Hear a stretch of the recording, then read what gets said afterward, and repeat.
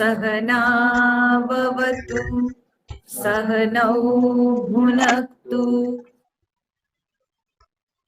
वीर्यं करवावहै तेजस्विनावधीतमस्तु मा विद्विषावहै।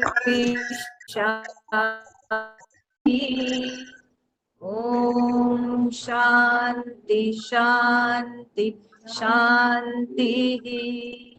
गुरुर्ब्रह्मा गुरुर्विष्णु गुरुर्देवो महेश्वरः गुरुरेव परं ब्रह्म तस्मै श्री गुरवे नमः। वसुदेवसुतं देवं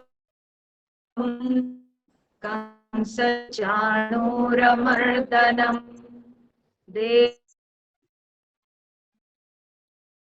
कृष्णं वन्दे जगद्गुरुं कृष्णं वन्दे जगद्गुरुम्।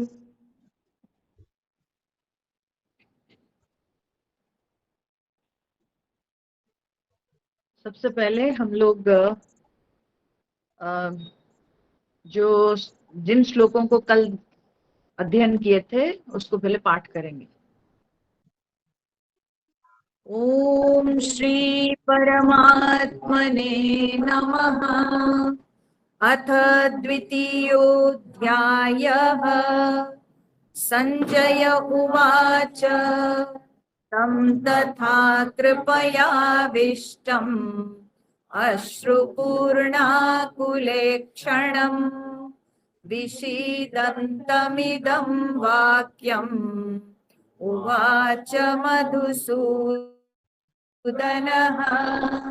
श्रीभगवानुवाच कुतस्त्वाकश्मलमिदम् विषमे समुपस्थितम् अनार्यजुष्टमस्वर्ग्यम् अकीर्तिकरमर्जुन।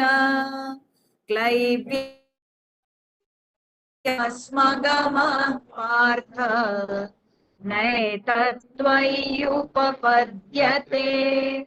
क्षुद्रं हृदय दौर्बल्यम् त्यक्त्वोत्तिष्ठ परन्तप।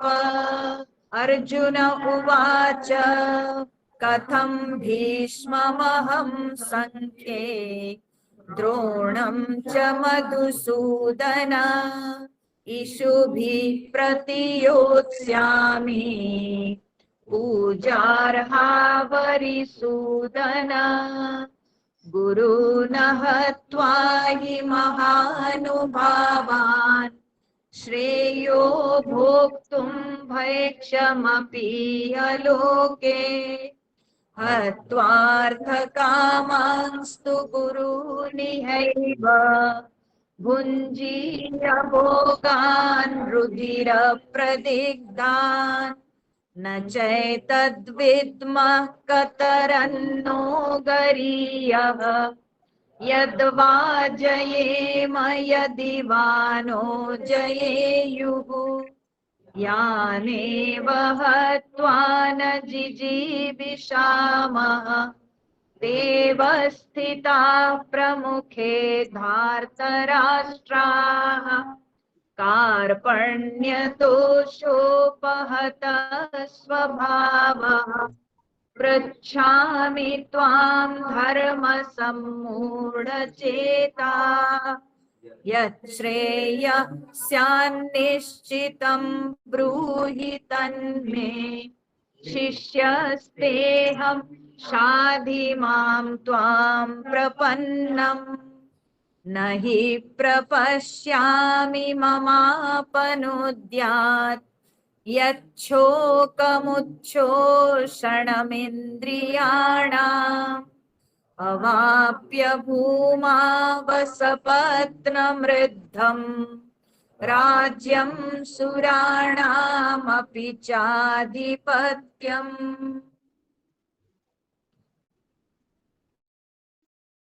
अर्जुन अब पूरी तरह से टूट चुके हैं।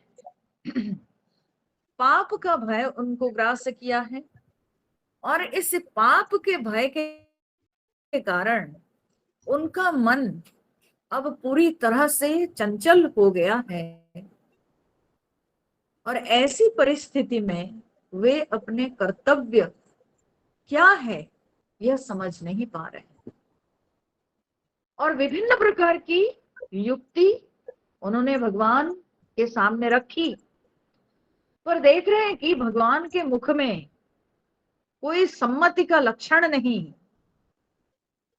अर्जुन को सपोर्ट करने का कोई भाव भगवान के मुख में नहीं दिखाई पड़ रहा।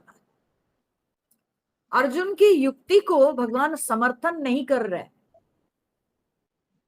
तो जब अर्जुन कहते हैं कि भगवान हम लोगों के लिए भिक्षा मांग कर रहना श्रेय होगा, अपने भाई बंधु कुटुंबों को मारने से अच्छा है कि हम इस तरह से जिए,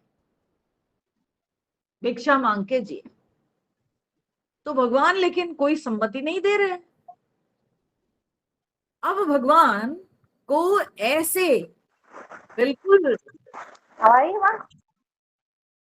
इसी प्रकार से जब भगवान सम्मति नहीं दे रहे हैं तो ऐसे भगवान को स्थिर देखकर अर्जुन प्रार्थना कर रहा है, क्योंकि और कोई उपाय, पूरी तरह से कंफ्यूज्ड और अभी अर्जुन एकदम टूट चुका है। तो इसीलिए भगवान के समक्ष अब उनको अपने आप को समर्पित करने के अलावा और उनको कोई रास्ता दिख नहीं रहा है, दूसरा कोई उपाय दिख नहीं रहा। तो इसीलिए अपने आप समर्पण करते हुए अर्जुन यह प्रार्थना करते हैं। तो क्या प्रार्थना करते हैं?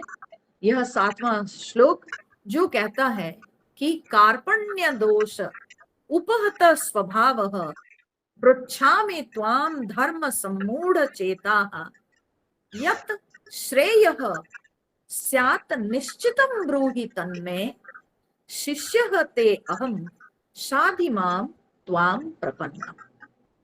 तो अर्जुन कहते हैं कि अहम मैं कार्पण्य दोष उपहत स्वभावः, हे कृष्ण मैं कृपणता दोष से अब पूरी तरह से अपने स्वभाव को खो चुका हूं। मेरा स्वभाव नष्ट प्राय हो गया है, मेरा स्वभाव अभी मृत प्राय हो गया है। ठीक है, किसके चलते? बोले कार्पण्य दोष, माने कृपणता दोष के कारण मेरा स्वभाव मृत प्राय हो गया। उपहत स्वभाव, उपहत माने एक प्रकार से नष्ट हो चुका है, एक प्रकार से मृत हो चुका है मेरा स्वभाव। कार्पण्य दोषोपहत स्वभाव धर्म सम्मूढ़ चेता, और मैं अपने धर्मों को लेकर के पूरी तरह से सम्मूढ़ हूं। ठीक है, धर्म सम्मूढ़ चेता, मेरे चित्त में मेरा क्या धर्म है ये समझ में नहीं आ रहा, यह स्पष्ट नहीं हो रहा है। धर्म सम्मूढ़ चेता, मेरा चित्त अभी पूरी तरह से विमोहित है धर्म को लेकर।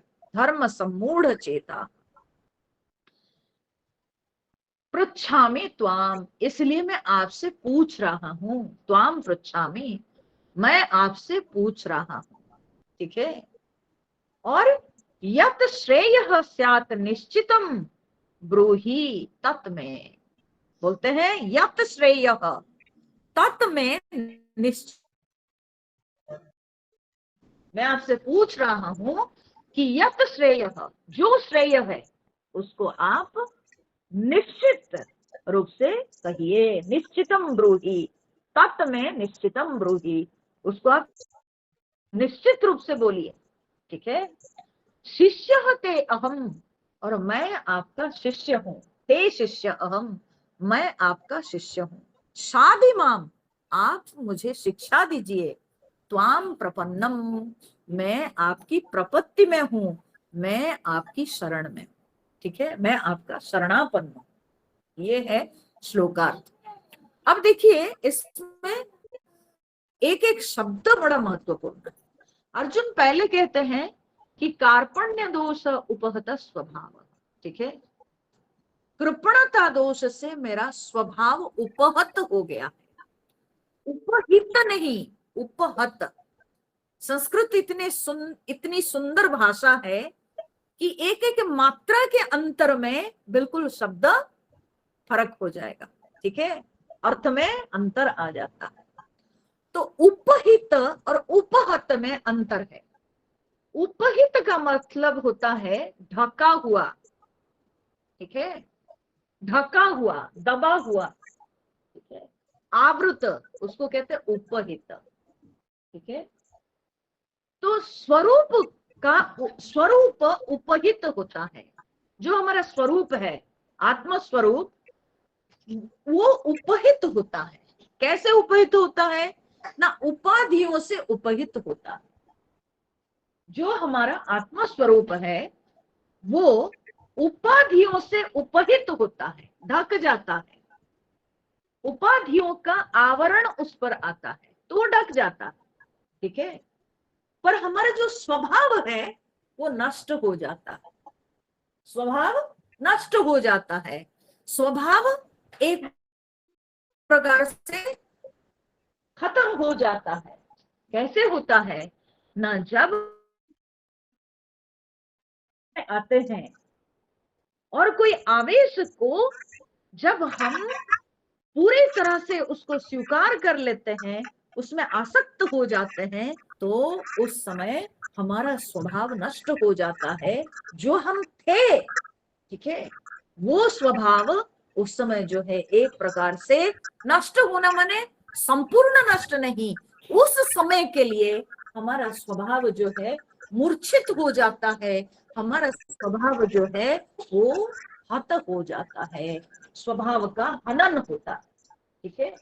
जब हम दूसरी प्रवृत्ति को या दूसरे भाव को जब हम ग्रहण कर लेते हैं तो हमारा स्वभाव का हनन होता है। तो अर्जुन यहाँ पर कहते हैं कि उपहत स्वभाव, मेरा स्वभाव का हनन हुआ है, मेरा स्वभाव एक प्रकार से नष्ट हो गया है, मेरा स्वभाव मृतप्राय है, ठीक है। कैसे ना, इस कृपणता दोष के कारण। ये कृपणता दोष क्या है, बोले कृपणस्य भाव कार्पण्यम, ठीक है। कृपण के भाव को कार्पण्य कहा जाता है।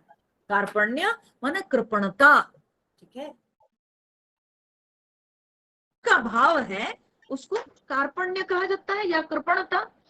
प्रश्न उठता है कि कृपण किसको कहते हैं, कौन कृपण है, ठीक है। तो उपनिषद इसका अर्थ देती है। उपनिषद कहती है, बृहदारण्यक उपनिषद में याज्ञवल्क्य ऋषि अपनी पत्नी गार्गी को कृपण कौन है वो बताए हैं। तो उन्होंने कहा, यो वही गार्गी एतत् अक्षरम अविदित्वा अस्मात् लोकात् प्रैति सह कृपण। हे गार्गी, यह जो व्यक्ति अस्मात् लोकात् प्रैति, इस लोक से जाता है, कैसे न अक्षरम अविदित्वा, इस अविनाशी अक्षर तत्व को न जानकर, ठीक है, बिना जाने जो व्यक्ति ये संसार से जाता है उसी को कृपण कहते हैं। वही कृपण है। क्यों कहता है, क्योंकि वो जगत के अनित्य क्षुद्र वस्तुओं को पकड़ के रखा, लेकिन जो महान है, जो भूमा है, जो सर्वोत्कृष्ट है, सर्वोत्तम है, सर्वोच्च है, उस तत्व को कभी जाना ही नहीं। जो अपने जीवन में केवल जो स्वल्प है, जो क्षुद्र है, जो अनित्य है, जो नाशवान है, उन्हीं वस्तुओं को पकड़ के रखा, उन्हीं वस्तुओं को महत्व दिया, उन्हीं वस्तुओं को ही जो अपने मुट्ठी में रखा। लेकिन जिसने कभी भी जो महान परमात्मा है, ईश्वर है, उस ईश्वर को जिसने कभी जाना नहीं तो उसी को कृपण कहा जाता है। समझ रहे हैं? कितनी सुंदर परिभाषा है। उपनिषद जो है, कृपण किसको कहते हैं? आध्यात्मिक मार्ग में कृपण कौन है? अब देखो, सांसारिक माने क्या बोलते हैं, रूप से अगर हम कृपण शब्द को देखते हैं, समझते हैं, कृपण किसको कहते हैं? कंजूस आदमी। ठीक है, कंजूस आदमी का लक्षण क्या है? धन कमाया तो खूब, धन कमाता है, लेकिन वो धन को वो ना अपने ऊपर खर्चा किया ना दान किया। ठीक है, जिसने खुद भोगा नहीं या किसी को दान भी नहीं किया तो उसी को कहते हैं कृपण। कार्पण्य क्या है? कृपणता क्या है? बद्ध मुष्टित्वम, जिसने मुट्ठी बांध के रखा, मुट्ठी कभी खोला ही नहीं, किसी को दिया नहीं, ना अपने कल्याण में लगाया ना दूसरे के कल्याण में लगाया। जो मुट्ठी बांध के रखा है, कभी जो है मुट्ठी खोला नहीं, उसी को कहते हैं कृपण। ठीक है, वही कृपण है। हाँ? और इस कृपणता से मुक्त होने का मार्ग क्या है? बोले सिंपल सी बात है, त्याग करो, खर्चा करो, है ना? अपने कल्याण में खर्चा करो, दूसरे के कल्याण में भी कुछ अर्थ का जो है आप उपयोग करो, तो बस उसी में कृपणता खत्म होगी। ठीक है, सुत्याग ही कृपणता दोष से मुक्त होने का मार्ग है। अब इसी से आप अर्जुन के लिए क्या निर्देश है समझिए। अर्जुन अगर कार्पण्य दोष से मुक्त होंगे तो कैसे होंगे? न त्याग से। किसके त्याग से? अर्जुन की क्षुद्रता क्या है? अर्जुन की क्षुद्रता है कि वे अपने परिवार को पकड़ के रखे हैं, वे अपने बंधु स्वजन के भाव में, उनके आसक्ति में फंसे हुए हैं। यही अर्जुन की क्षुद्रता है, इसी में अर्जुन बंधे हुए हैं। इस प्रकार से अर्जुन अपने मन रूपी मुष्टि को बंद कर दिए। ठीक है, तो इसलिए मन को बड़ा करना पड़ेगा, मन रूपी मुट्ठी को खोलना पड़ेगा। ठीक है, और इस मन रूपी मुट्ठी को उदार करेंगे कैसे? ना समाज को देखकर, ठीक है, बृहत चिंतन करना चाहिए, जगत का कल्याण हो मुझसे, समाज का कल्याण हो मुझसे, ऐसे जब विचार करते हैं तब हम अपनी क्षुद्रता से ऊपर उठते हैं। तो जो ये परिवार के प्रति आसक्ति, जो अपने ही लोगों को अर्जुन देखकर युद्ध करना नहीं चाहते हैं, जब तक इस भाव को अर्जुन छोड़ेंगे नहीं, इस भाव का त्याग नहीं करेंगे, तब तक अर्जुन इस कृपणता दोष से मुक्त नहीं हो पाएंगे। ठीक है, यही अर्जुन की क्षुद्रता है, यही अर्जुन की कृपणता है। और अभी अर्जुन रियलाइज कर पाते हैं कि ये दोष, ध्यान देना, बहुत बार दुनिया में हमारा कल्याण क्यों नहीं होता है? अर्जुन की कल्याण हुआ, हमारा कल्याण क्यों नहीं होता है? क्योंकि हम रियलाइज नहीं कर पाते हैं कि हमारे अंदर क्या क्या दोष है, क्या क्या दुर्बलताएं हैं। जब तक हम इस बात को समझेंगे नहीं कि मेरे अंदर इतने सारे दोष दुर्बलताएं हैं, पहले अपने दोष और दुर्बलताओं को स्वीकार करना चाहिए। I have to accept my fault. ठीक है, मेरे अंदर क्या लैकुना है, क्या वीकनेसेस है, पहले तो मुझे इसको स्वीकार करना पड़ेगा। मेरी कमी को पहले मुझे स्वीकार करना पड़ेगा कि ये खामियां, ये कमी मेरे अंदर है, ये पहले अपनी तरफ से स्वीकार होना चाहिए। तो अर्जुन का कल्याण क्यों हुआ? क्योंकि अर्जुन स्वीकार किए हैं अपने दोष को। कार्पण्य दोषोपहत स्वभाव, हे कृष्ण, इस कृपणता दोष से मेरा स्वभाव नष्ट हो गया है। क्यों? क्योंकि अर्जुन ना, बताओ, अर्जुन एक उग्र क्षत्रिय है, ऐसे वैसे क्षत्रिय नहीं अर्जुन। अर्जुन एक उग्र क्षत्रिय है। जरूरत पड़ने पर अर्जुन जो है अपनों के साथ भी लड़ लेते हैं। ठीक है। एक बार की बात है, एक पुराण की कथा में आती है कि दुर्वासा जी के कहने पर, हो सकता है दुर्वासा जी किसी कारण से क्रोधित हुए होंगे, दुर्वासा जी के कहने पर भगवान श्री कृष्ण चित्ररथ गंधर्व के साथ जो है लड़ाई करके उसको मारना चाहते। चित्ररथ गंधर्व जो है वो आके सुभद्रा जी की शरण में पड़ा, और सुभद्रा जो कि अर्जुन की पत्नी है, और सुभद्रा उसको वचन दे दी कि तुमको जो है अभय मिलेगा, तुम चिंता मत करो, डरो मत, तुम्हारी रक्षा होगी। और इसके बाद सुभद्रा अर्जुन को ये बात बोली कि देखिए, मैं उसको वचन दे दी हूं कि उसकी रक्षा होगी, तो आप उसकी रक्षा कीजिए। ठीक है। अब भगवान श्री कृष्ण चित्ररथ गंधर्व को मारना चाहते हैं, और सुभद्रा इधर अर्जुन को बोल दी कि आप उसकी रक्षा कीजिए। सुभद्रा के वचन की रक्षा के लिए अर्जुन अस्त्र पकड़े और भगवान श्री कृष्ण के साथ भी लड़ने के लिए तत्पर हो गए। जो भगवान श्री कृष्ण के साथ उनकी इतनी बंधुता है, जो भगवान श्री कृष्ण को अर्जुन सबसे अधिक सम्मान करते हैं, वो भगवान श्री कृष्ण के साथ लड़ने के लिए अर्जुन खड़े हो गए।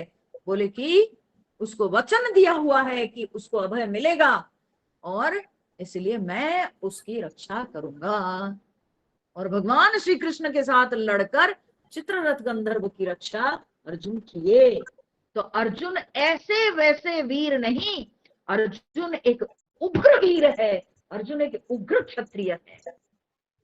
और वो अर्जुन आज जो है रो रहे हैं, आज धनुष बाण को त्याग करके युद्ध क्षेत्र में बैठ गए हैं। तो इसी को अर्जुन रियलाइज कर पा रहे हैं, ये बहुत बड़ी बात है। देखिए, एक महात्मा ने कहीं कहते हुए हमने सुना कि जो व्यक्ति अपने दोष दुर्बलता को समझ लेता है, जानो वो आधी साधना कर ली। ठीक है। जो अपने दोष दुर्बलता को, क्योंकि जैसे ही हमको अपनी दोष दुर्बलता नजर आएगी, हम तत्पर हो जाएंगे उसको, उससे उसका निराकरण करने के लिए। ठीक है। हमारी कमी तो ये है कि हम आज तक समझ नहीं पाते हैं हमारी कमियां क्या है, हमारे अंदर कितने दोष हैं, इसको हम रियलाइज नहीं कर पाते। जब तक ये रियलाइज नहीं करेंगे तब हमारा परिवर्तन कैसे होगा। लेकिन अर्जुन के अंदर इतनी सात्विकता, इतनी सूक्ष्मता है कि वे रियलाइज कर पाते हैं कि मेरे अंदर ये दोष दिखाई पड़ा है, जिस कारण से मैं अपने स्वभाव को खो चुका हूं। मेरा जो क्षत्रिय स्वभाव, वो स्वभाव को मैं खो दिया हूं। अब मैं लड़ नहीं पा रहा हूं, मैं घबरा रहा हूं। हे कृष्ण, ये जो है मेरे अंदर एक बहुत बड़ा दोष आ चुका है। कार्पण्य दोष उपहत स्वभाव धर्म सम्मूढ़ चेता। अर्जुन कहते हैं, और फिर मैं धर्म सम्मूढ़ चेता हो गया हूं, अर्थात धर्म विषय में मैं कंप्लीटली विमूढ़ हो गया। धर्म माने कर्तव्य, कर्तव्य के विषय में मैं पूरी तरह से अभी विमूढ़ हो गया हूं। ठीक है। ये जो कर्तव्य के विषय में, कर्तव्य के विषय में क्या है, अर्जुन को अभी समझ में नहीं आ रहा है कि वे एक क्षत्रिय योद्धा के रूप में कर्तव्य निभाएंगे कि एक पारिवारिक व्यक्ति के रूप से कर्तव्य निभाएंगे। This is called identity crisis. ठीक है।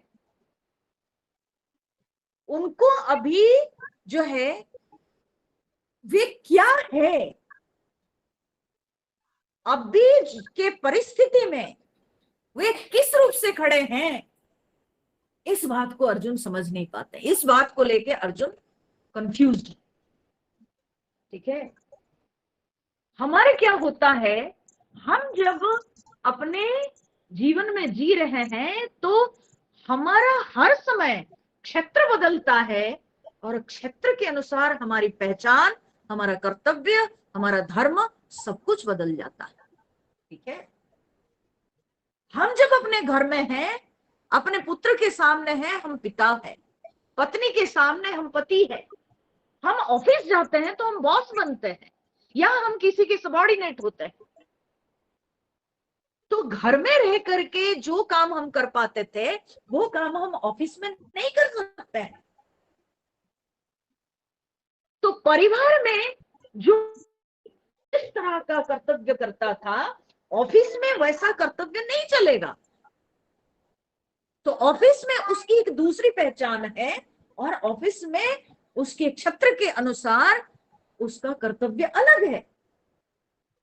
तो ये बात अगर हमको स्पष्ट नहीं हो पाती है तो जीवन में ये जो है भयंकर परिणाम लाता है। ठीक है, तो इसलिए इस विषय में स्पष्ट होना बहुत आवश्यक है कि किस परिस्थिति में हमारा क्या परिचय है, किस परिस्थिति में हमको क्या कर्तव्य करना है। ठीक है, तो धर्म सम्मूढ़ चेता, अर्जुन कह रहा है हे कृष्ण, मैं पूरी तरह से कंफ्यूज्ड हूं, मेरा कर्तव्य क्या है मुझे पता नहीं है, मैं बिल्कुल विमोहित हो गया। ठीक है, एकदम विमोहित हो गया हूं। आई एम डेल्यूडेड, कंप्लीटली डेल्यूडेड, कंफ्यूज्ड, मैं समझ नहीं पाता हूं कि मेरी ड्यूटी क्या है। इसी को कहते हैं आइडेंटिटी क्राइसिस, जो कि कभी कभी ऐसा होता है कि हम किसी क्षेत्र में रहते हैं और हम अपने पुरानी पहचान को छोड़ नहीं पाते हैं, वो पुरानी पहचान को हम दूसरे क्षेत्र में ले आते हैं। ठीक है, एक व्यक्ति, हमारे आचार्य जो है इसका बहुत एक सुंदर दृष्टांत देते थे। एक व्यक्ति वो जो है राणा प्रताप की भूमिका निभाता है। ठीक है, कोई ड्रामा में, तो बहुत दिन से प्रैक्टिस चल रहा था, रिहर्सल हो रहा था। तो प्रैक्टिस करते करते उसके दिमाग में वो राणा प्रताप की जो कैरेक्टर है वो घुस गया। तो वो अपने रिहर्सल के बाद वो लौटता है जब घर, तो वो जो लोकल ट्रेन में जाता है और बड़ी भीड़ है, धक्कम धक्की है। तो जब कोई धक्का लगा दिया तो तुरंत बोलता है कि मैं राणा प्रताप हूं, उठाऊंगा अपना तलवार, तुमको जो है खत्म कर दूंगा। अरे ये थोड़ी चलने वाला है।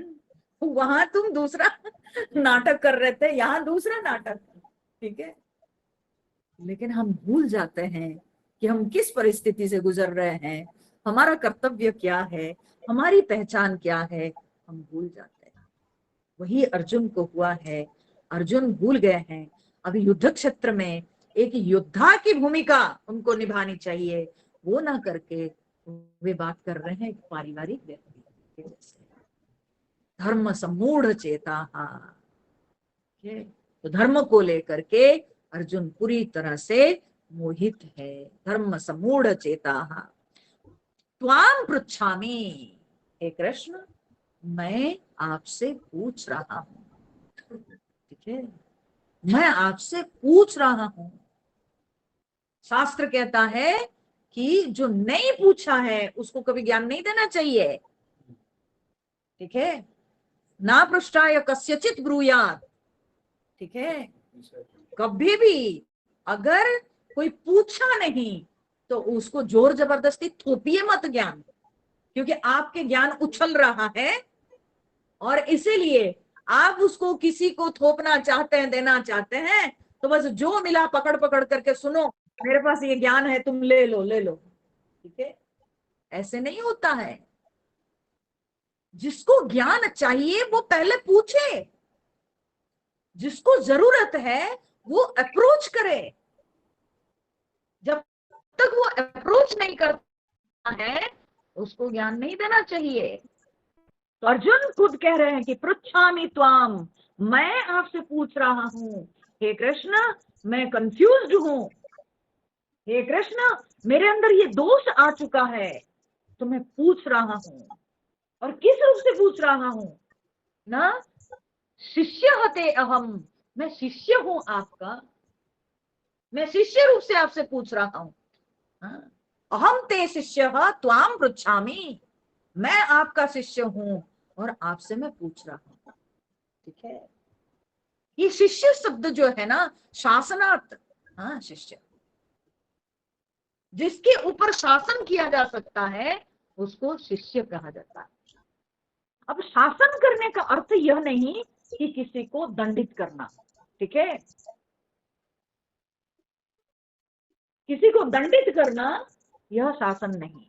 शासन का अर्थ यह है कि कोई व्यक्ति को गलत मार्ग से जब उसको हम सही मार्ग में लाने के लिए प्रचेष्टा करते हैं तो उसको शासन कहा जाता है। दंड की इच्छा से नहीं, उसको कष्ट देने की इच्छा से नहीं, बल्कि उसको गलत मार्ग से सही मार्ग में लाने के लिए जो प्रयास है उसको शासन कहा जाता है। ठीक है, उसको शासन कहा जाता है। मुझे याद है जब हम लोग वेदांत कोर्स कर रहे थे तो उस समय कभी कभी क्या होता था, क्लास में हम लोग लेट में पहुंच गए और तो कोई वहां पर गलती होने का ज्यादा स्कोप नहीं था, कोई इधर उधर गलती करने का, सब कुछ तो बहुत ही मतलब श्रृंखला बनी हुई थी तो उसमें स्कोप कम था। लेकिन कभी कभार क्या होता था, क्लास में लेट में पहुंचे और वहां पर एकदम शार्प टाइम में पहुंचना है। थोड़ा सा भी लेट हो जाए, गुरुजी तो देख लेते थे। उसके बाद वो क्या करते थे, क्लास खत्म होने के बाद दंड देते थे। कैसा दंड? ना भगवत गीता का ना जो है 10 अध्याय लिखना, कल तक 10 अध्याय लिख के लाना, और बैठ के लिख रहे हैं लिख रहे हैं लिख रहे हैं। ठीक है, तो ऐसा दंड मिलता था। दंड मिलता था कि आज जो है तुम 21 माला जप करोगे, तो ऐसा दंड होता था। तो ये जो दंड है ना, ये पॉजिटिव दंड है। ठीक है, कभी कभी दंड तो बड़ा कठोर हो जाता है, बड़ा क्रूर, हाँ, हो जाता है कि जिससे सामने वाला टूट जाता है। ठीक है, दंड ऐसा होना चाहिए जिससे उसका परिवर्तन हो, जिससे उसको शिक्षा भी मिले और जिससे उसको सही रास्ता मिले। ठीक है, इस तरह का दंड होना चाहिए। तो शिष्य वो होता है जिसके ऊपर गुरु शासन करते हैं। ठीक है, जिसको शासन किया जाता है उसको शिष्य कहते हैं।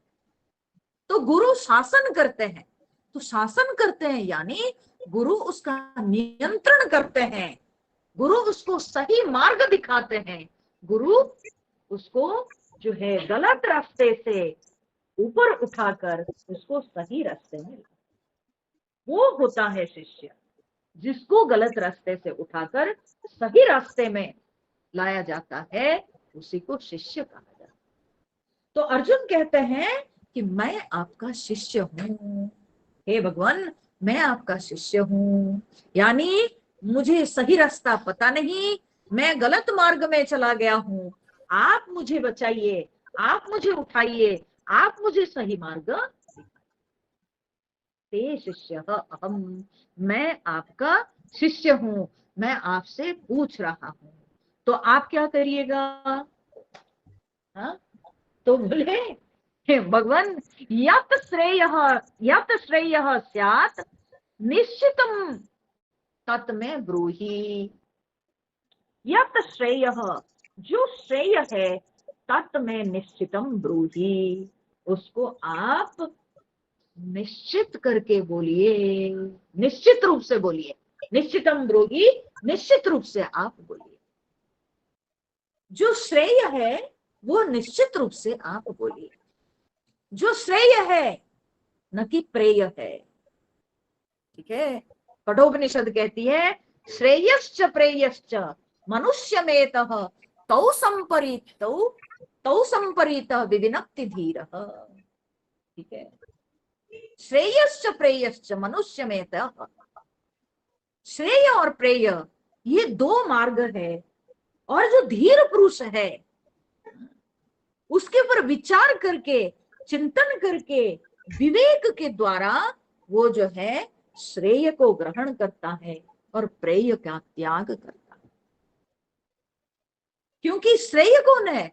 श्रेय वो है जो हमेशा कल्याणकारी है। श्रेय वो है जो केवल इहलोक नहीं बल्कि परलोक में भी कल्याणकारी है। ठीक है, उसको श्रेय कहते हैं। और प्रेय क्या है?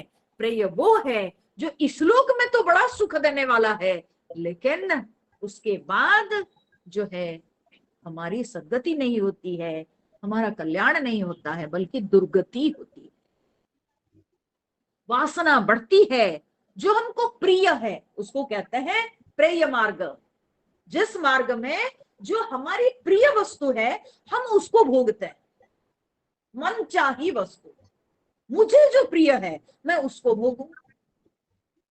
तो उसमें तो कभी कभी गड़बड़ चीजें भी हम अपना सकते हैं ना, जो चीज की हमारे लिए असलियत में कल्याणकारी नहीं। ठीक है, अब जैसे बच्चे लोग बहुत ज्यादा चॉकलेट खाते हैं, खाने के लिए तो अच्छा लगता है, मुंह में तो टेस्ट लगता है, लेकिन बाद में दांत में कीड़ा है ना, तो इसलिए वो क्या हुआ ना, प्रेय वस्तु। खाते समय तो बड़ा अच्छा लगा, लेकिन बाद में वो हमारे लिए जो है पीड़ा लाती है, कष्ट लाता है। तो इसको कहते हैं प्रेय वस्तु, जो प्रिय है। तो अर्जुन क्या मांग रहे हैं? यत श्रेय,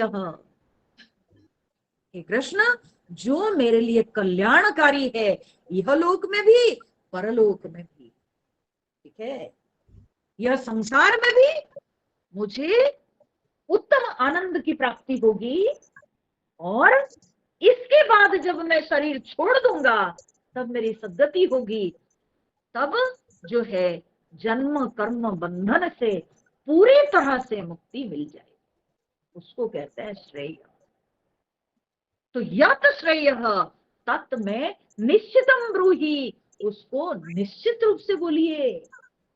है अर्जुन के अंदर यह जो जिज्ञासा कि श्रेय वस्तु को निश्चित करके बोलिए। पुनः मैं यह कहना चाहूंगी, हम में से कितने लोग श्रेय वस्तु की आकांक्षा रखते हैं? श्रेय वस्तु की जिज्ञासा हम में से कितनों के अंदर है? आप अभी खुद देखिए ना, कितने लोगों को हम लोग बुलाते हैं, कितने लोगों को बोलते हैं। लोगों को जो है सीरियल देखने में टाइम है, लोग पार्टी जाएंगे, लोग घूमेंगे, लेकिन सत्संग करने के लिए टाइम नहीं है। I have no time, you know, I have so many other things to do, I have no time to listen to Gita discourses. अच्छा ठीक है, आप नहीं सुनो, आप खुद पढ़ लो, उसके लिए भी टाइम नहीं है। क्या करें, समय नहीं। तो हमें से कितने लोग संसार में जो कि श्रेय वस्तु की कामना करते हैं, श्रेय की जिज्ञासा करते हैं। अर्जुन जैसे जो व्यक्ति श्रेय की कामना करते हैं गुरु के समक्ष, उन्हीं का ही कल्याण होता है, उसी की ही मुक्ति होती है। जिसके अंदर श्रेय वस्तु की कामना होती है, जिसके अंदर श्रेय की जिज्ञासा होती है, जिसके अंदर श्रेय वस्तु की आकांक्षा होती है, उसी का कल्याण होता है। आप जैसे चाहोगे आपको वैसा मिलेगा। आप श्रेय चाहोगे श्रेय मिलेगा, प्रेय चाहोगे प्रेय मिलेगा, जो चाहोगे सो मिलेगा, जैसे चाहोगे वैसे बनोगे।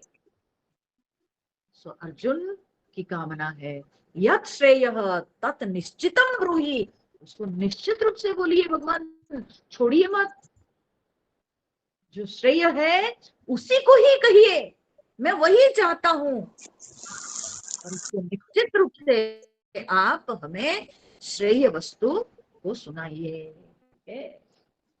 यत् श्रेयः निश्चितम ब्रूहि।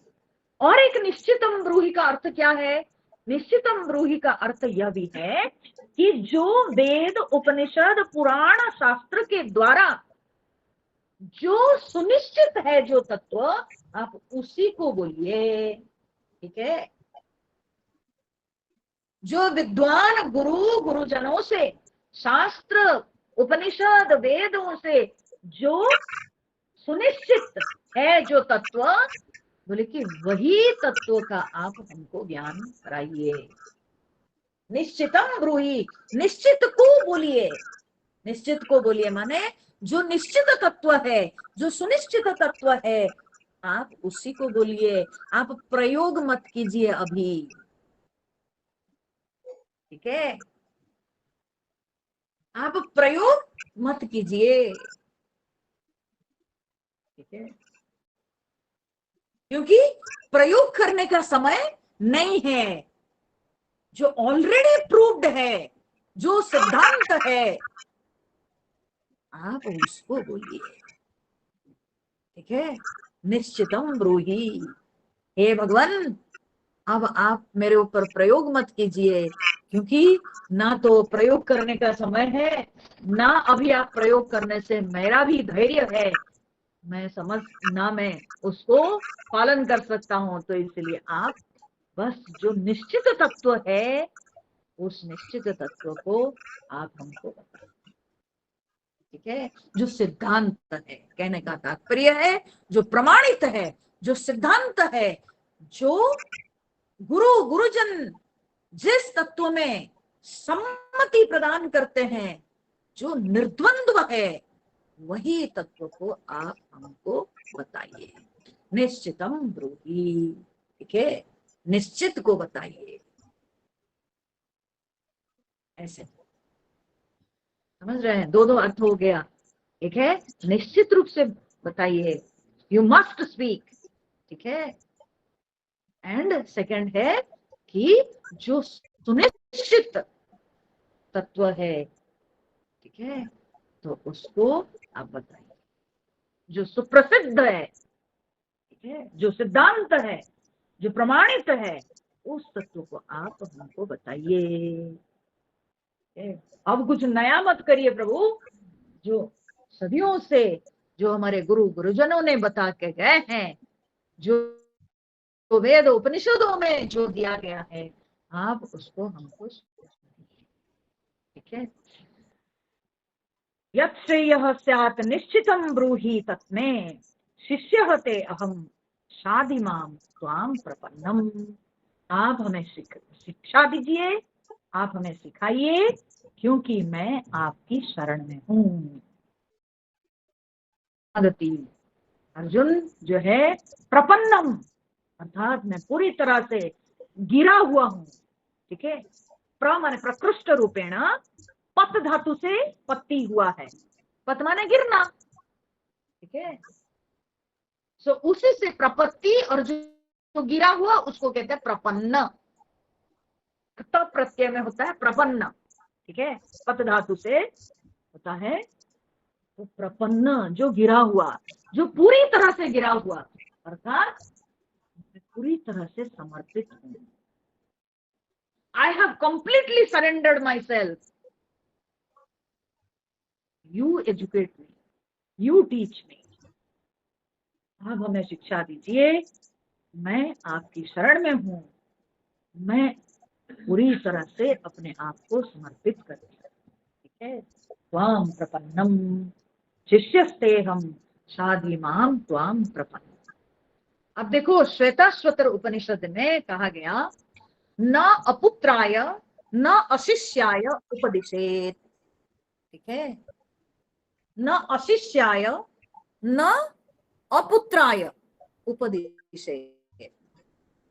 जो पुत्र नहीं, जो शिष्य नहीं, उसको उपदेश नहीं देना चाहिए। ठीक है?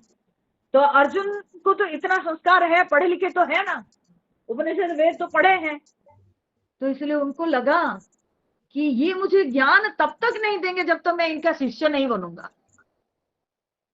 क्योंकि शास्त्र कहता है पुत्र को और शिष्य को शिक्षा देनी चाहिए। जब तक एक व्यक्ति शिष्यत्व ग्रहण नहीं किया है, या जब तक एक व्यक्ति के अंदर शिष्यत्व आया नहीं, तब तक व्यक्ति को शिक्षा नहीं देनी चाहिए। ठीक है, सामने वाले के अंदर जब तक शिष्यत्व नहीं आया, तब तक किसी को गुरु नहीं बनना चाहिए।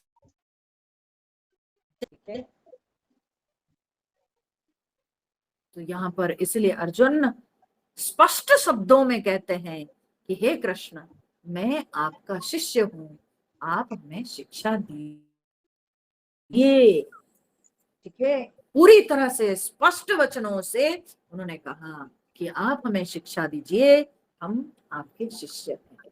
शिष्य ते अहम साधि माम त्वाम प्रपन्नम। ठीक है, अब ये जो श्लोक है वैष्णव संप्रदाय में इस श्लोक को बड़ा महत्वपूर्ण मानते हैं। ठीक है, वैष्णव संप्रदाय में कहते हैं कि भगवान के सामने अर्जुन अपने आप को समर्पण कर दिए, त्वाम प्रपन्नम।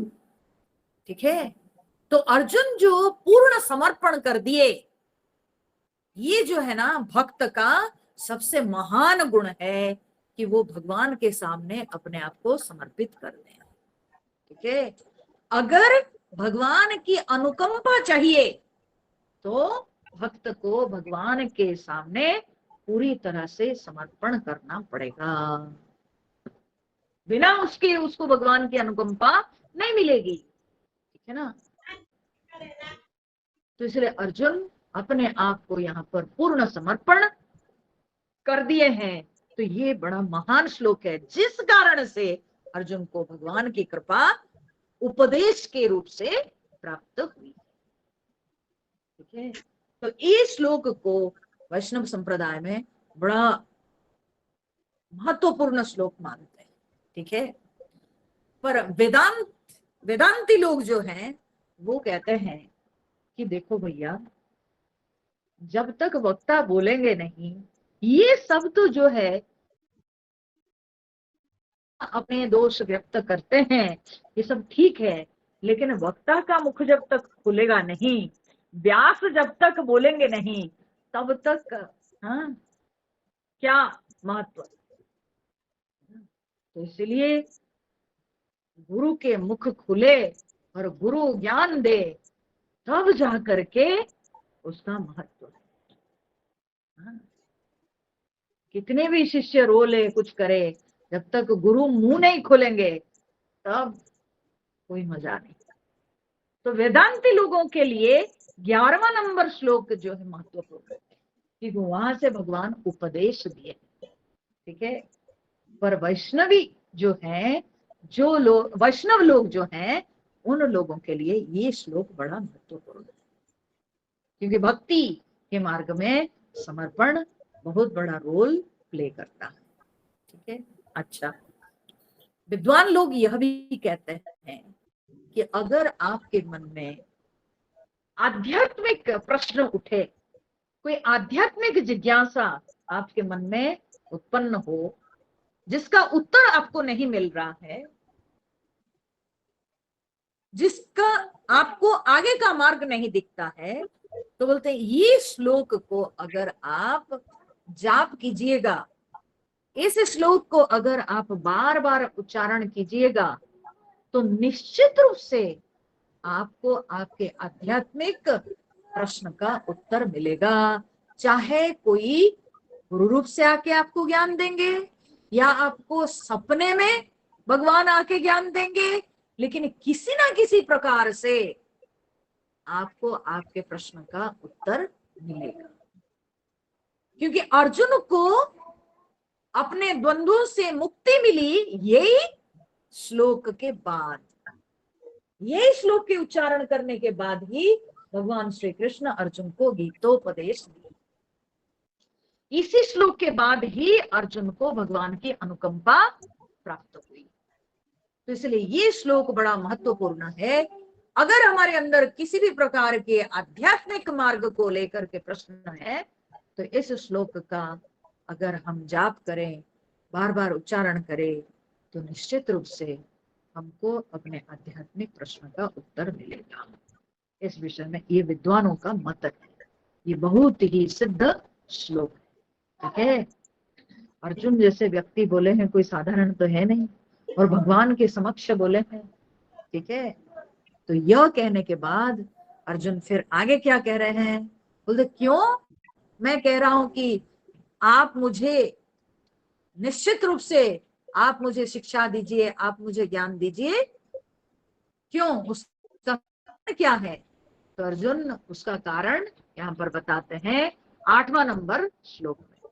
कहते नहीं प्रपश्यामि ममापनुद्यात् यत शोकम उत्सोषणम इंद्रियाणाम अवाप्य भूमौ असपत्नम रुद्धम राज्यम सुराणाम अपि च अधिपत्यम। मैं तोड़ तोड़ के पहले बोल दी, शब्दों को तोड़ के बोल दी। हाँ? तो अर्जुन कहते हैं, अब दूसरे जो इसके जो क्या बोलते हैं, दूसरी जो लाइन है वहां से आप देखो अन्वय ऐसा होगा। अर्जुन कह रहे हैं कि भूमौ, भूमौ माने धरती पर, ठीक है, पृथ्वी में, इस भूमि में, ठीक है, भूमौ असपत्नम रुद्धम राज्यम सुराणाम आधिपत्यम च अवाप्य। ठीक है, बोलते हैं कि इस धरती में असपत्नम रुद्धम राज्यम, असपत्न, असपत्न माने सपत्न का अर्थ होता है शत्रु। ठीक है, सपत्नी सपत्न में अंतर है। ठीक है, पत्नी सहित जो व्यक्ति है उसको कहते हैं सपत्नी। ठीक है, पत्नी के साथ सपत्नी, पर सपत्न शब्द का अर्थ है शत्रु। एक एक मात्रा का अंतर है केवल। ठीक है, सपत्न का अर्थ होता है शत्रु, सपत्नी का अर्थ होता है पत्नी के साथ। ठीक है ना, सो सपत्न, असपत्न, असपत्न माने निष्कंटक, असपत्न शत्रु रहित, असपत्नम, रुद्धम, रुद्धम माने धन धान्य से संपन्न। ठीक है, इसी से होता है सम उपसर्ग लगा के समृद्ध। हम कहते हैं समृद्ध राज्य, समृद्ध भारत। ठीक है, समृद्धि।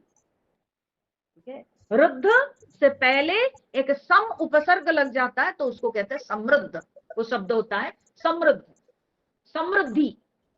ठीक है, तो अर्जुन कह रहे हैं असपत्नम रुद्धम निष्कंटक तथा धन धान्य से संपन्न राज्यम, इस धरती पर निष्कंटक और धन धान्य से संपन्न राज्य को, और सुराणाम अपिच आधिपत्यम, और सुराणाम आधिपत्यम च, और देवलोक पर अगर हमको आधिपत्य प्राप्त हो जाए, अवाप्य लाभ करके, पाकर। ठीक है, अवाप्य बोले कि इस धरती पर मुझे निष्कंटक राज्य मिल जाए, निष्कंटक समृद्ध राज्य मिल जाए, और परलोक अर्थात स्वर्गलोक हमको प्राप्त हो जाए, तो भी अर्जुन कहते हैं नहीं प्रपश्यामि मम शोकम उत्सोषणम इंद्रियाणाम, उत्सोषणम इंद्रियाणाम शोकम नहीं आपनुद्यात प्रपश्यामि। ठीक है, बोलते हैं कि मैं नहीं देख पा रहा हूं कि जो मेरे इंद्रिय के, मैं कोई ऐसे उपाय नहीं देख पा रहा हूं कि मेरे इस इंद्रिय को सुखाने वाला, ठीक है, उत्शोषणम इंद्रियाणाम, मेरे ये जो इंद्रिय को सुखाने वाले, ये जो शोकम, ये जो शोक है जो मेरी इंद्रियों को सुखा दे रहा है, उस शोक को आपनुद्यात, कोई ऐसे उपाय मैं नहीं देख पा रहा हूं जो कि दूर कर सके मेरे शोक को। ठीक है, ये इंद्रियों को सुखाने वाले शोक को दूर कर सके ऐसा कोई उपाय मैं नहीं देख पा रहा हूं। चाहे इस धरती पर निष्कंटक राज्य प्राप्त करके या स्वर्गलोक को प्राप्त करके, मुझे नहीं लगता है कि मेरा शोक दूर हो पाएगा। ठीक है, इसीलिए आप मुझे शिक्षा दीजिए। इस श्लोक का लिंक उस पूर्व श्लोक के साथ है कि हे कृष्ण, आप मुझे शिक्षा दीजिए, क्योंकि मेरा जो शोक है वो शोक ये जगत में धन धान्य से संपन्न समृद्ध राज्य को पा करके नहीं दूर होने वाला है, या स्वर्गलोक के आधिपत्य प्राप्त करके भी नहीं दूर होने वाला है। मेरा जो शोक है वो केवल आपकी शिक्षा से, आपके उपदेश से दूर हो पाएगा। इसलिए आप हमें शिक्षा दीजिए। ठीक है, अब अर्जुन कोई दुराव नहीं रखे, कुछ छिपाए नहीं, स्पष्ट रूप से बोल दिए कि भगवान अब मैं शोकग्रस्त हूं, मैं पूरी तरह से टूट चुका हूं और मैं ऐसे विषाद में डूब चुका हूं कि मेरा विषाद ये राज्य प्राप्ति करके नहीं दूर होने वाला। ठीक है, मेरा विषाद दूर होगा आपकी शिक्षा से, आपके मार्गदर्शन से। आप मेरा मार्गदर्शन कीजिए कृष्ण, जिससे कि मेरा शोक दूर हो सके। उपनिषद कहती है तरति शोकम आत्मवित, आत्मवित ही शोकम तरति। जो आत्म स्वरूप को जानता है, जिसको आत्मा का ज्ञान हो जाता है, वही शोक को पार कर पाता है। ठीक है, वही शोक को तर जाता है। ज्ञान से ही व्यक्ति शोक को पार कर सकता है। बिना ज्ञान के कभी भी जो मन के अंदर जो छुपा हुआ है सब दुख, शोक, पीड़ा, द्वंद्व, वो कभी दूर नहीं। ये सारे जो मानसिक दोष है, ये मानसिक दोषों से हम मुक्त हो सकते हैं केवल ज्ञान के, आत्मज्ञान के द्वारा। उपनिषद इसलिए कहती है तरति शोकम आत्मविद, आत्मविद ही शोक को पार कर। तो अर्जुन यहाँ पर क्या कहते हैं कि प्रभु आप मुझे शिक्षा दीजिए, क्योंकि मेरा शोक ये सांसारिक उपलब्धि से नहीं दूर होने, मेरे अंदर ये जो शोक आया है, ये शोक ये सब सांसारिक उपलब्धि से दूर नहीं होगा, ये अनित्य वस्तुओं की प्राप्ति से नहीं होने वाला है। मेरा शोक दूर होगा आपकी शिक्षा से, आपके मार्गदर्शन से, आपके दिए हुए उपदेश से, आपके दिए हुए ज्ञान से। इसलिए हे कृष्ण, आप हमें ज्ञान देकर, आप ज्ञान के प्रकाश से मेरे मन के अंधकार को दूर कर दीजिए। ठीक है, यही यहाँ पर अर्जुन कहना चाहते हैं। और कोई अब अर्जुन छिपा नहीं रहे हैं कोई बात को, सब भगवान के सामने वे जो है प्रकाश करते रहे कि प्रभु यही मेरी समस्या है, अब आप मुझे इस समस्या से मुक्त कीजिए। तो इस तरह से जब अर्जुन प्रार्थना कर रहे हैं भगवान से, ये प्रार्थना हुई ना, है ना, ये अर्जुन की तो प्रार्थना हुई। अर्जुन निवेदन किए कि मैं आपका शिष्य हूं। अब जब शिष्य बोल दिए तब तो नीचे आ गए। अब तक तो अर्जुन रथी थे, भगवान सारथी थे। लेकिन जब अर्जुन स्वयं अपने आप को समर्पण कर दिए कि मैं शिष्य हूं, तो आप मेरे गुरु हैं, तो ये अर्जुन का निवेदन हुआ, अर्जुन की प्रार्थना हुई।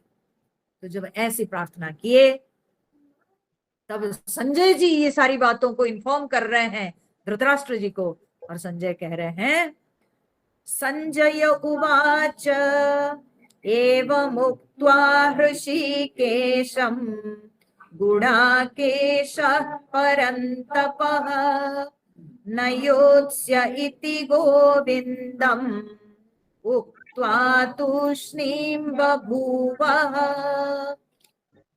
तमुवाच हृषीकेशः प्रहसन् भारत सेनयोरुभयोर्मध्ये विषीदन्तमिदं वचः। तो संजय कह रहे हैं, एवं उक्त्वा हृषीकेशं गुडाकेशः परन्तपः। गुडाकेशः परन्तपः एवं उक्त्वा, ऐसे कहकर, कौन ऐसे कहकर, ना गुडाकेशः परन्तपः, गुडाकेश परन्तप, ये दो नाम है अर्जुन के, ठीक है। एक नाम है गुडाकेश, दूसरा नाम है परन्तप।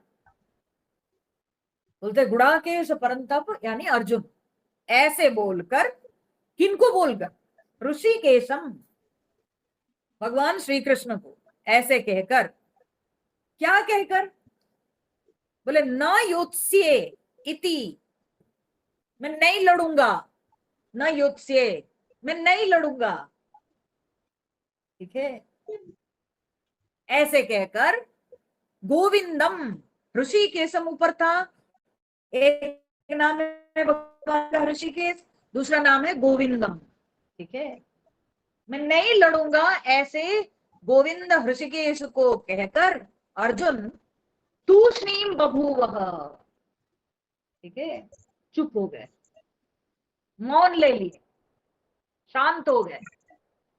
बस अब तो इतनी युक्ति किए, पूरे पहले अध्याय में आप लोगों ने देखा कितनी सारी युक्तियां उन्होंने भगवान के सामने रखी, और यहां तक भी उन्होंने कितनी सारी बातें कही, ठीक है।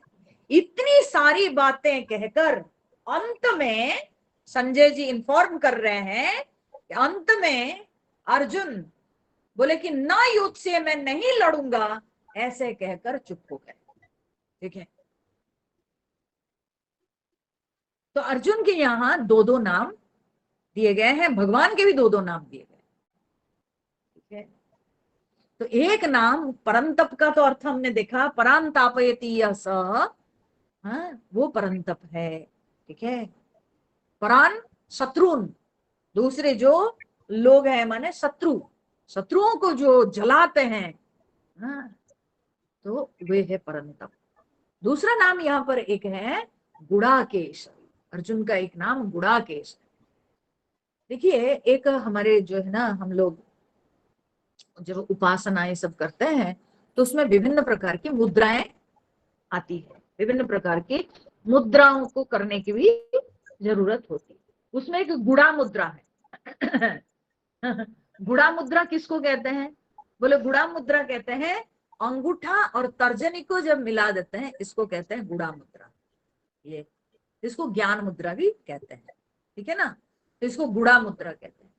गुड़ा मतलब सर्कल, गोल, ठीक है ना, ये गुड़ा मुद्रा। जब तर्जनी और अंगूठा को मिला देते हैं तो इसको गुड़ा मुद्रा कहते हैं।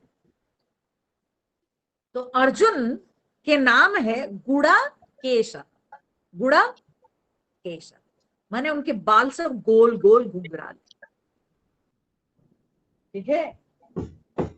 तो घुंघराले बाल वाले अर्जुन, अर्थात अर्जुन के केश बड़े घने और घुंघराले बाल थे, तो ये अर्जुन के शारीरिक सौंदर्य को सूचित करता है, ठीक है। बड़े सुंदर घने घुंघराले बाल वाले अर्जुन, ठीक है।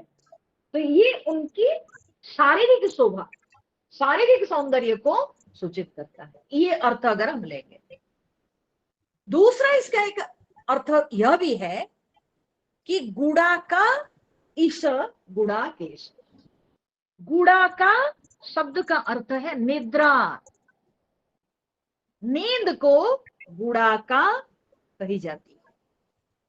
तो जो गुड़ाका यानी नींद को नियंत्रण जो कर लिए, जो नींद पर विजय प्राप्ति कर लिए, तो उनको कहते हैं गुड़ाकेश। ठीक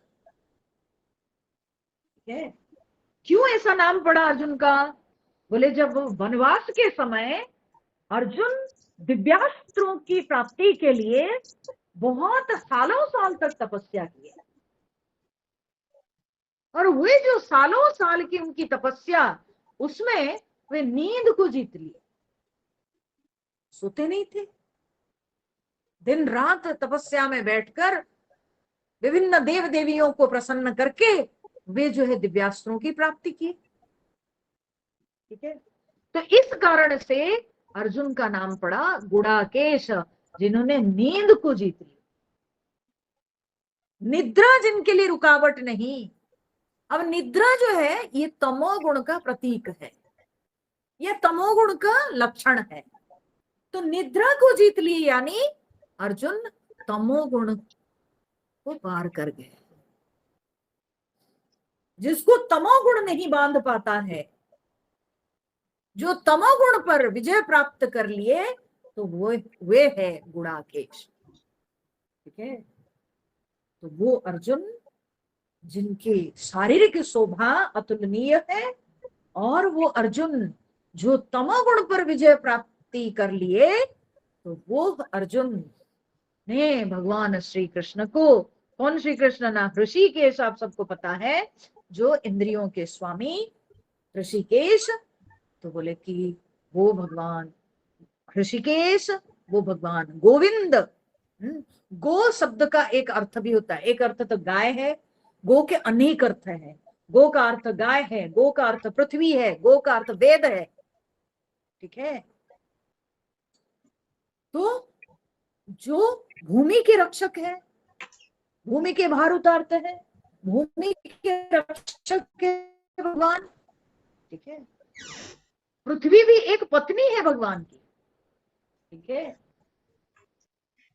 तो इसलिए गोविंद है। वेदों के रक्षक भी भगवान है। ठीक है। तो इसलिए गोविंद है। गाय के भी रक्षक है भगवान, तो गोविंद है। और उपनिषदों में गाय या पशु यानी हमारी इंद्रियों को कहा गया है। ठीक है। तो इसलिए इंद्रियों के भी स्वामी होने के कारण, इंद्रियों के नियंत्रक होने के कारण भगवान गोविंद भी कहलाते हैं। तो इस तरह से भगवान गोविंद है, भगवान ऋषिकेश है। तो अर्जुन भगवान श्री कृष्ण को क्या कहे, न युद्ध से, मैं नहीं लड़ूंगा। अब देखो यहां पर कॉन्ट्राडिक्शन। थोड़ी देर पहले अर्जुन बोले कि त्वाम प्रपन्नम, मैं आपकी शरण में हूं, आप मार्गदर्शन कीजिए। ठीक है। जो कह रहे हैं कि मैं पूरी तरह से धर्म सम्मूढ़ चेता हूं, मैं पूरी तरह से विमोहित हूं, और मुझे आप मार्गदर्शन करके रास्ता दिखाइए, हमको शिक्षा दीजिए। अब वो अर्जुन कैसे कहते हैं फिर कि मैं नहीं लड़ूंगा? जब आप अपने आप को समर्पित कर दिए, जब आप गुरु की शरण में, जब आप भगवान की शरण में चले गए, फिर आपके पास चॉइस कहां से? आपका चॉइस कहां से आया? जब आप कह रहे हो गुरु को कि आप शादीमान, आप हमें शिक्षा दीजिए, आप शासन कीजिए, तो गुरु को शासन करने दीजिए ना। वो नहीं करके आप डिसीजन ले लिए कि मैं नहीं लड़ूंगा। मतलब क्या है? यद्यपि अर्जुन समर्पण कर रहे हैं, लेकिन फिर भी ये जो अहंकार है ना, ये जल्दी जाता नहीं। ये बीच बीच में अहंकार रूपी सर्प का जो फन है, वो उठता है बीच बीच में। ठीक है।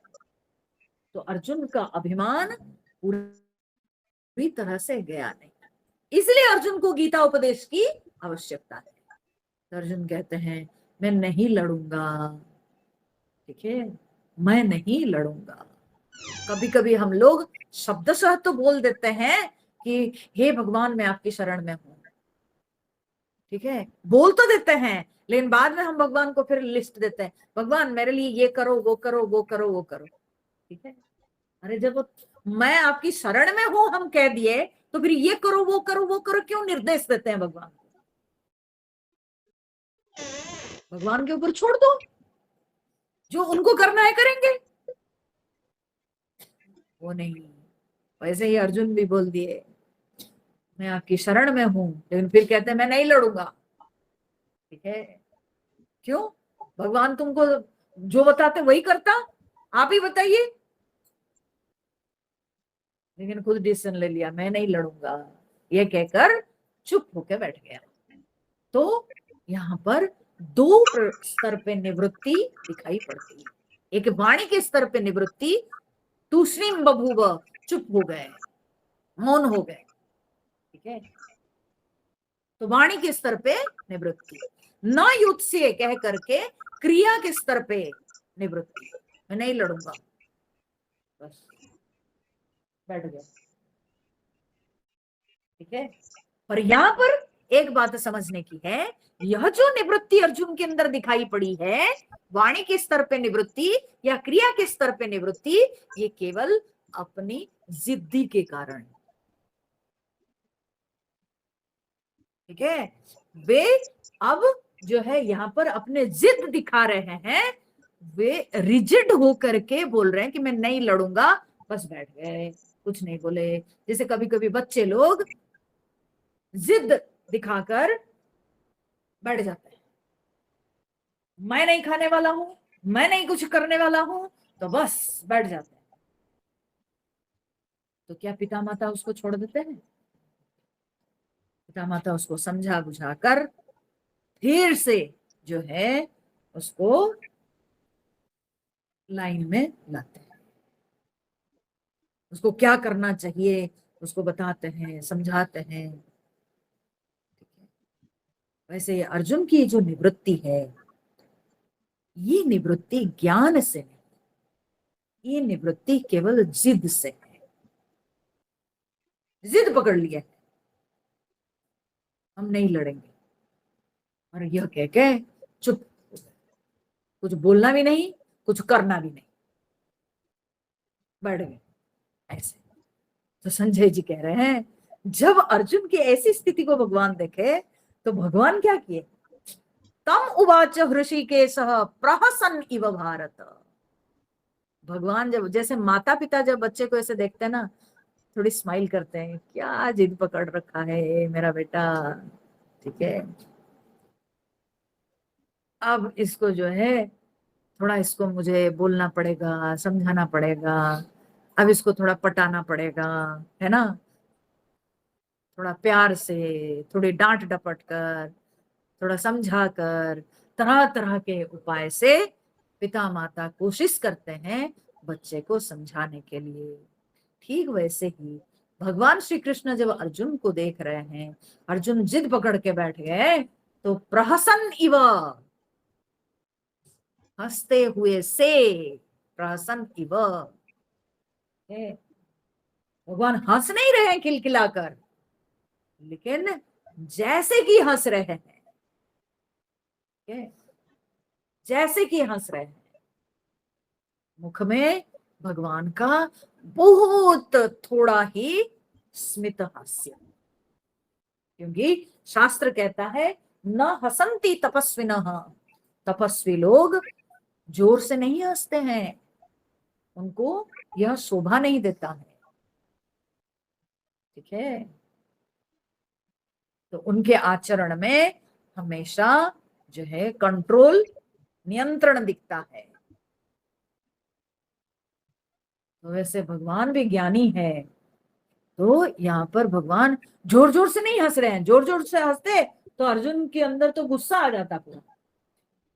तो प्रहसन इव माने भगवान के मुख में प्रसन्नता दिखाई पड़ रही, हंस नहीं रहते, हंसते हुए से, यानी भगवान के मुख में प्रसन्नता थी। अर्जुन रो रहा है, उसको देख के भगवान नहीं रो रहे हैं, भगवान प्रसन्न है। ठीक है, भगवान प्रसन्न है, उनकी प्रसन्नता गई नहीं, भगवान प्रसन्न मुद्रा में है। तम, उस अर्जुन को ऋषिकेशः प्रहसन इव सेनयोः उभयोः मध्ये, तम विषीदन्तम ऋषिकेशः प्रहसन इव सेनयोः उभयोः मध्ये इदम वचः। तम विषीदन्तम, उस विषादी अर्जुन को, प्रहसन इव ऋषिकेशः, हंसते हुए से भगवान श्री कृष्ण, सेनयोः उभयोः मध्ये इदम वचः, ऐसे बोले। ठीक है, कहां पर ना, सेनयोः उभयोः मध्ये, अभी भी बीच में उनका रथ है, भगवान वहां से हिले नहीं है, दोनों सेनाओं के बीच में खड़े होकर भगवान अर्जुन को बोले, हंसते हुए से, माने प्रसन्नता के साथ भगवान अर्जुन को शिक्षा दिए, भगवान अर्जुन को बोले। ठीक है, प्रसन्न इव भारत, भगवान की प्रसन्नता। तो देखो एक बात यहां पर समझ लो, अर्जुन जीव है और भगवान परमात्मा है। ठीक है, जीव दुखी होता है, जीव दुखी सुखी होता रहता है। ठीक है, थोड़ी सी प्राप्ति में खुश हो जाता है, थोड़ी सी हानि में रो पड़ता है, ये जीव का लक्षण है। लेकिन परमात्मा का ना कुछ जाता है ना कुछ आता है, इसलिए परमात्मा की प्रसन्नता सदा बनी रहती है, भगवान की प्रसन्नता सदा बनी रहती है। भगवान की प्रसन्नता को क्यों कुछ होगा, क्योंकि उनको कुछ जाता आता तो है नहीं, जीव पकड़ के रखा है, जीव की मुट्ठी बंद है, तो इसलिए जब उसकी कोई चीज उसकी मुट्ठी से निकल जाती है तो वो दुखी होता है। ठीक है, बच्चे जब वो खेलते हैं तो मान लो उसका खिलौना टूट जाता है तो जोर से रो पड़ता है। ठीक है, अभी अभी हंस रहा था, खूब खिलखिला के हंस रहा था, जब उसका खिलौना टिकता और खिलौना टूट गया तो जोर से रो पड़ता है। लेकिन माता पिता तो समझते हैं ना कि वो खिलौना तो 2 टके का खिलौना है और वो खिलौना तो टूटने वाला ही है, टूट गया तो टूट गया। माता पिता के लिए वो कोई बहुत बड़ी हानि तो है नहीं, तो इसलिए माता पिता थोड़ी रोते हैं, बच्चा रोता है लेकिन माता पिता नहीं रोते हैं।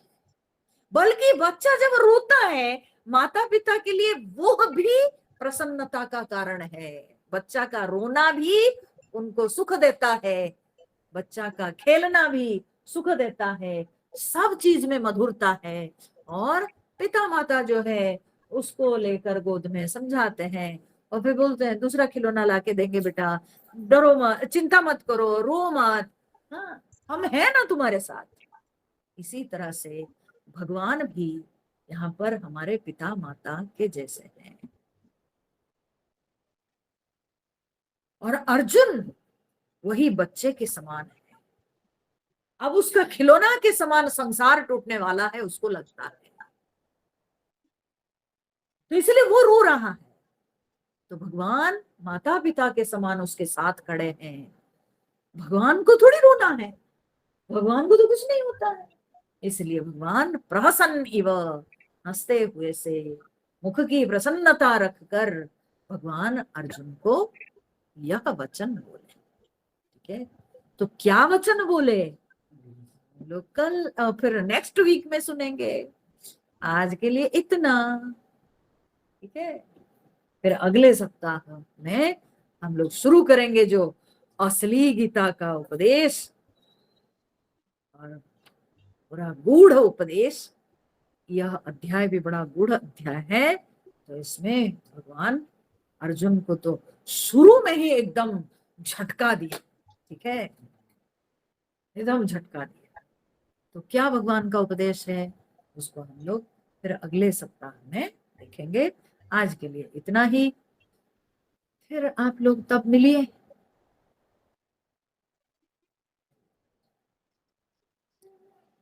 ॐ पूर्णमदः पूर्णात् पूर्णमुदच्यते पूर्णस्य पूर्णमादाय पूर्णमेवावशिष्यते। ॐ शान्ति शान्ति शान्तिः। हरिः ॐ श्री गुरुभ्यो नमः। हरिः ॐ।